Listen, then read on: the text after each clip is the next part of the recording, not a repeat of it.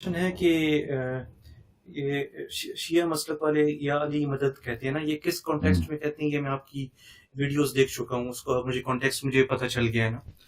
لیکن میرا کوشچن یہ ہے کہ جیسے حضرت محمد صلی اللہ علیہ وسلم حضرت علی عنہ سے زیادہ افضل ہیں، تو پھر پکارنا یا تو ان کو رسول، پھر چاہیے زیادہ، بالکل بالکل کوئی منع نہیں ہے، کہہ دے اگر کوئی کہہ دے، لیکن ہم بالکل کہتے شیعہ ہیں کہ رسول اللہ کے صلی اللہ علیہ وسلم مسلمان یہ افضل ہیں، یا رسول اللہ کہہ دو، کوئی بات نہیں، اور یا رسول اللہ کہہ دو۔ دیکھیں آپ، لیکن دیکھیں یہ میں نے کسی شیعہ کے منہ سے قلت نہیں سنا۔ اللہ ود الرحمن، دیکھیں کون سا اسم افضل ہے؟ اسم اللہ افضل ہے نا الرحمن کے مقابلے میں۔ اللہ جو ہے علم ہے، پروردگار عالم کا، رحمان بھی علم ہے، جی اسم ہے ان کا، جی لیکن جو معنی اللہ میں ہے وہ رحمان میں نہیں ہے۔ قلت اللہ ود الرحمن، چاہے تم اللہ پکارو یا رحمان پکارو، اس میں کوئی منع نہیں ہے، اللہ کا اسم زیادہ افضل ہے۔ آپ کوئی اللہ نہ کہے، کوئی رحمان کہہ دے، کوئی کہہ دے کہ یا رحیم کہہ دے، یا حنان یا منان، اللہ کے اسماء زیادہ۔ اسی طرح رسول اللہ صلی اللہ علیہ وسلم بلا شک بلا ریب افضل ہیں۔ ہم بالکل ہماری کتابوں میں ہمیشہ ہمارے کتابوں میں زیارات ہیں کہ تم کس طرح زیارت کرو، لیکن ائمہ اطہار علیہ السلام کی جانب سے ہیں، یہ سب حدیث ہیں کہ تم کس طرح رسول اللہ صلی اللہ علیہ وسلم کو پکارو، امیر المؤمنین علیہ السلام کو پکارو۔ یہ روایت بہت زیادہ ہیں، اتنے زیادہ ہیں کہ بے حساب۔ ان سب سے پہلے رسول اللہ صلی اللہ علیہ وسلم کا ذکر ہے، السلام علیکم یا رسول اللہ، اس کے بعد امیر المؤمنین علیہ السلام کا ذکر ہے۔ تو اگر کوئی شخص کہہ دے یا رسول اللہ، بالکل لعنت ہے اس پر کہ کوئی اس کی مخالفت کرے، یا کہہ دے، اس کو کہہ دے کہ تم یا رسول اللہ نہ کہو، یا علی کہہ دو، سلام اللہ علی امیر المؤمنین و سلام اللہ علی رسول اللہ وعلی عترتہما، دونوں صحیح ہیں، دونوں صحیح ہیں۔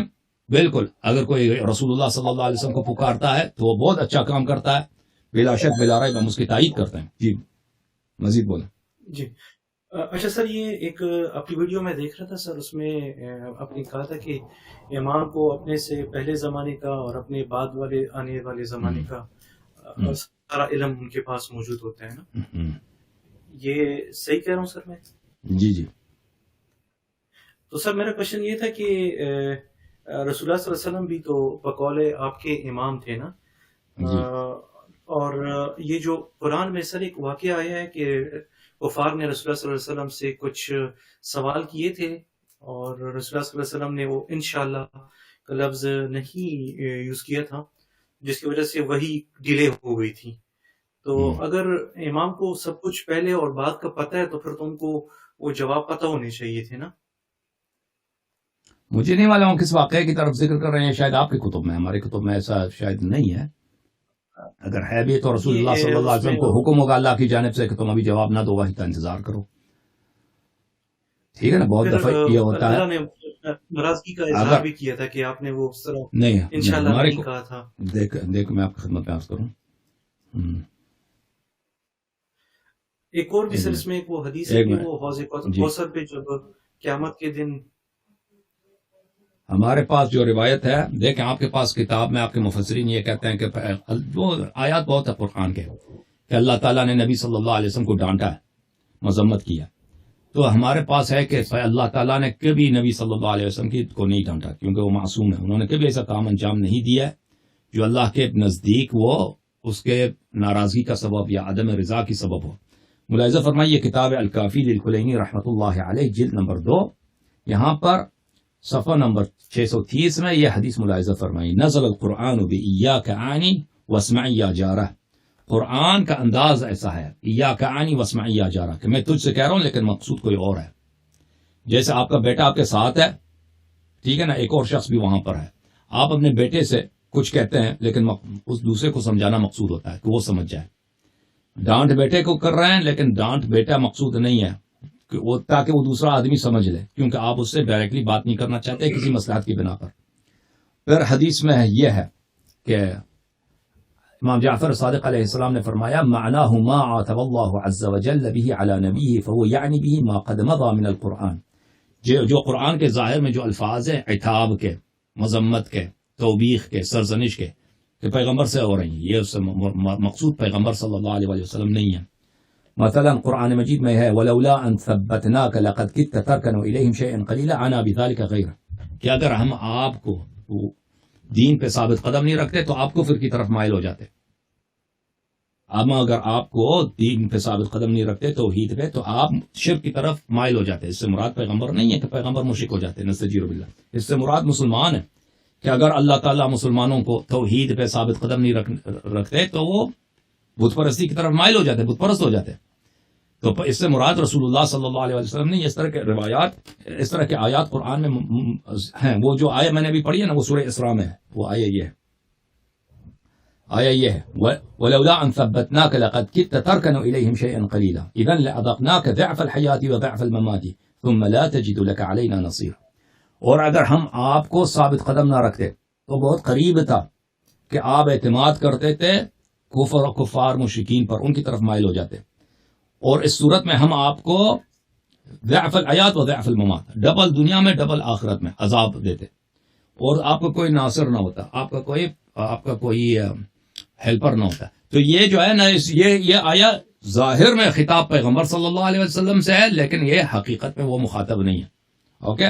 تو اب جہاں تک علم کا تعلق، جی بولیں آپ پلیز، آپ کنٹینیو کریں سر. علم کا تعلق ہے، دیکھیں رسول اللہ صلی اللہ علیہ وسلم، آپ کے کتب میں کچھ ہوگا، مجھے نہیں معلوم، آپ کس حدیث کی طرف اشارہ کر رہے ہیں. ہمارے کتب میں رسول پاک صلی اللہ علیہ وسلم کو بہت ساری باتوں کا پتہ تھی، لیکن اس طرح نہیں تھا کہ ہر بات کا ان کو پتہ تھا. اور امام علیہ السلام کو اس طرح نہیں کہ ہر بات کا پتہ ہوتا ہے. بعض چیزیں ایسی ہیں کہ اللہ تعالیٰ نے ان کا علم ان سے چھپایا ہے کسی مصلحت کے بنا پر، اور بعض ایسی چیزیں ہیں کہ اگر امام ان کو جاننا چاہیں تو، یا پیغمبر اس کو جاننا چاہیں تو جان سکتے ہیں. یعنی ابھی فی الحال ان کو نہیں معلوم، لیکن اگر وہ چاہیں تو اس کو دیکھ سکتے ہیں، اس کو جان سکتے ہیں. اور بعض ایسی چیزیں ہیں کہ وہ اللہ تعالیٰ نے ان کو علم نہیں دیا، بعد میں دیں گے، یا وہ جب ضرورت پڑتی ہے تو رسول صلی اللہ علیہ وسلم کو دے دیں گے اس کا علم. تو جب ہم کہتے ہیں کہ اللہ تعالیٰ نے بہت ساری چیزوں کا علم دیا ہے، بہت ساری چیزوں کا دیا، لیکن اس طرح نہیں کہ ہر چیز کا دنیا میں کوئی چیز نہیں اس کا علم نہیں ہے، اس طرح نہیں ہے. بہت ساری ایسی چیزیں ہیں کہ اللہ تعالیٰ نے ان کا علم ان سے چھپا دیا. میں آپ کی خدمت میں عرض کروں، امیر المؤمنین علیہ السلام کا ایک قول ہے، کہتے ہیں کہ اگر یہ آیا قرآن میں نہ ہوتا یمحو اللہ ما یشاء ویثبت وعنده ام الکتاب، کہ اللہ چینج کر دیتا ہے مقدروں کو، اور اللہ تعالیٰ ثابت رکھتا ہے مقدروں کو جو جیسے وہ چاہتا ہے، اور اللہ کے پاس ہے لوح محفوظ. تو اگر یہ آیا نہ ہوتا تو میں آپ کو بتا دیتا، دنیا کی ہر چیز جو واقع ہونے والی میں آپ کو بتا دیتا. یہ نہج البلاغہ میں بھی ہے اور دوسری کتب میں بھی یہ حدیث موجود ہے. اچھا، مزید بولیں سر. یہ میں یہی پوچھنا چاہتا تھا کہ وہ جو امام ہے وہ ان کے پاس الٹیمیٹ نالج ہے یا پھر وہ بھی نالج میں ڈیفیشینٹ ہے نا؟ تو آپ نے اچھا جواب دیا، کیونکہ وہ رسول اللہ صلی اللہ علیہ وسلم کی ایک وہ حدیث دوسری بھی میرے ذہن میں آ گئی ہے کہ حوض کوثر پہ رسول اللہ صلی اللہ علیہ وسلم کو بعض لوگوں کو پانی دینے سے روک دیا جائے گا نا، اور وہ وجہ یہ بتائی جائے گی کہ آپ کے بعد انہوں نے دین میں چینجز کیے تھے. جی. تو اس کا مطلب ہے کہ رسول اللہ صلی اللہ علیہ وسلم کو ان چیز کا علم نہیں ہوگا جو چینجز انہوں نے کیے. ہو سکتا ان کو پتا ہو، وہ حجت دوسروں کو سمجھانے کے لیے کہ بھائی دیکھیں، بہت دفعہ سوال جواب ہوتا ہے دوسروں کو سمجھانے کے لیے کہ مثلا پیغمبر صلی اللہ علیہ وسلم کو پتا ہے کہ یہ لوگ جہنم لے جا رہے ہیں، تو کہتے ہیں یہ تو میرے صحابی تھے، ان کو کیوں جہنم لے کے جائیں گے. ٹھیک ہے، تو ندا آئے گا کہ بھئی ان کو جہنم لے کے جائیں گے اس لیے کہ انہوں نے دین میں چینجز لے کے آئے. تو استفہام جو ہے نا، سوال و جواب، یہ ہمیشہ اس لیے نہیں ہوتا کہ وہ جو شخص سوال کر رہا ہے اس کو نہیں پتا. بہت دفعہ استفہام ہوتا ہے دوسروں کو سمجھانے کے لیے. مثلا یہ قرآن مجید میں بھی بہت ہے، میں آپ کو دکھا دوں. مثلا یہ آیا قرآن میں سورہ بقرہ میں اللہ تعالیٰ کی جانب سے ارشاد ہے وَإِذْ قَالَ إِبْرَاهِيمُ رَبِّ أَرِنِي كَيْفَ تُحْيِي الْمَوْتَى. ابراہیم علیہ السلام نے اللہ سے عرض کیا کہ مجھے دکھا دو کہ تو مردوں کو کیسے زندہ کرتا ہے. قَالَ أَوَلَمْ تُؤْمِنْ، کیا تیرا ایمان نہیں ہے؟ اب اللہ کو تو معلوم ہے نا ابراہیم علیہ السلام مومن ہے یا نہیں، پوچھنے کی کیا ضرورت ہے، اللہ کو تو بالکل معلوم ہے، اس کے دل کا حال جانتا ہے. تو یہ سوال کیوں کیا ہے؟ سوال اس لیے کیا ہے کہ جو سوال ابراہیم علیہ السلام نے کیا، اگر کوئی شخص سن لے نا، اگر یہ ابراہیم کہتا ہے قال بلا ولکن لیطمئن قلبی، جی ہاں مجھے، لیکن میرے قلب اطمینان قلب کے لیے. اچھا، ابراہیم علیہ السلام کو اگر کوئی سن، اگر یہ کوشچن آنسر نہ ہوتا تو کوئی کہہ لیتا کہ بھئی ہم صرف یہ آیا ہوتا نا کہ ابراہیم نے کہا کہ مجھے دکھا مردہ کیسے زندہ کرتا ہے، تو سننے والا یہ سوچ سکتا تھا کہ شاید ابراہیم کو شک ہے، ابراہیم کو یقین نہیں ہے. ابراہیم علیہ السلام شک میں مبتلا ہے، ان کو تردید ہے. تذبذب میں ہیں کہ بھائی اسکیپٹسزم میں مبتلا ہیں کہ بھائی اللہ زندہ کر بھی سکتا ہے، نہیں کر سکتا، ایک دفعہ آدمی مر جائے، خاک مٹی ہو جائے، خاکستر ہو جائے، اس کو کیسے زندہ کر سکتا ہے؟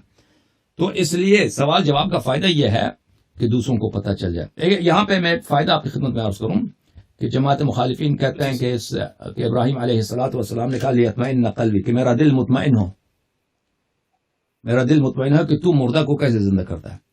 اہل بیت علیہ السلام کے احادیث میں ہے کہ ابراہیم علیہ السلام کو شروع سے اطمینان تھا، یقین تھا کہ اللہ تعالیٰ مردہ کو زندہ کر لیتا ہے. لیطمئن قلبی اس لیے نہیں ہے، ابراہیم علیہ السلام کو پتا تھا، ان کے علم میں تھا کہ ایک ایسا نبی آئے گا کہ وہ اگر اللہ سے طلب کرے کہ اگر تو پرندوں کو زندہ کر، مردوں کو زندہ کر، تو اس کی دعا اجابت ہوگی اور اللہ تعالیٰ اس کی خواہش پہ وہ مردوں کو زندہ کرے گا. وہ نبی بڑا عالی مقام ہوگا اور وہ نبی کو اتنے فضائل ہوں گے اور وہ اس کی شریعت ہوگی، نوح علیہ السلام کی شریعت وہ نسخ کرے گا.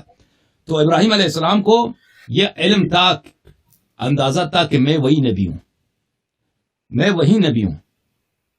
تو اس بات کے لیے کہہ رہا تھا کہ میرا دل مطمئن ہو جائے کہ میں وہی نبی ہوں. اللہ تعالیٰ سے یہ طلب کیا کہ مجھے دکھا تو مردہ زندہ کیسے کرتا ہے، کیونکہ اس کو پتا تھا کہ ایک ایسا نبی آئے گا جو اللہ سے یہ طلب کرے گا کہ بتا مجھے مردہ کیسے زندہ کرے گا، مجھے دکھا دے. پھر اللہ اس کو دکھائے گا، اور وہ وہی نبی ہے جو خانہ کعبہ کی تعمیر کرے گا، جو اسماعیل اسحاق کا اور انبیاء علیہ السلام کا باپ ہوگا.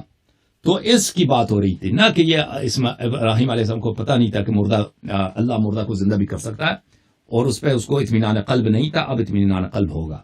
ٹھیک ہے نا؟ اچھا، مزید بولیں. جی سر.